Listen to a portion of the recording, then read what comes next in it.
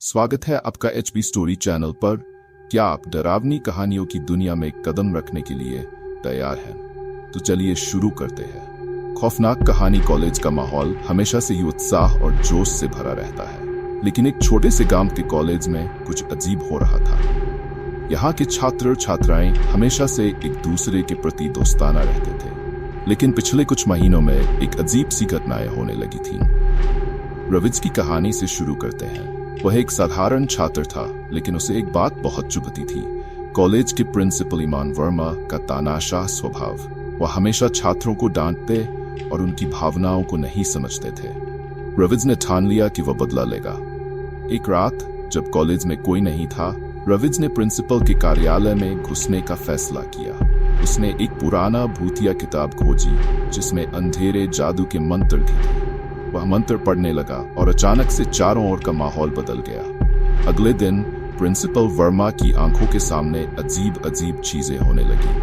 कागज खुद ब खुद उसके सामने गिरने लगे और दीवारों पर अजीब आकृतियां उभरने लगी। वह दिन ब दिन डरते गए, लेकिन अपने तानाशाही स्वभाव के कारण किसी को कुछ नहीं बताया।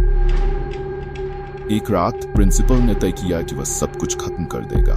वह रात को कॉलेज के पुराने भवन में गया, जहां उसने सुना था कि एक पुरानी आत्मा रहती है। उसने सोचा कि अगर वह उसे सामना करेगा तो वह अपने डर को पराजित कर सकेगा। जैसे ही वह वहां पहुंचा, उसे एक ठंडी हवा का झोंका महसूस हुआ। अचानक वह एक पारदर्शी आकृति के सामने खड़ा था। वह आत्मा कुछ और नहीं बल्कि एक छात्रा थी जिसे प्रिंसिपल ने अनुशासन के नाम पर बहुत बार सजा दी थी। उसकी आंखों में आक्रोश और दुख था। प्रिंसिपल की रूह कांप गई। वह उस छात्रा की आंखों में अपने किए गए अन्याय को देख सकता था। उसने समझा कि उसका तानाशाही रवैया ही उसकी मुसीबत का कारण था।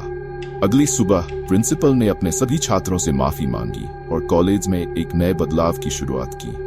रविज ने अपने बदले को समझा और सच्चाई से जीने का फैसला किया। इस घटना ने सभी को एक नई दिशा दी और प्रिंसिपल की रूह उस रात के बाद कभी नहीं कांपी।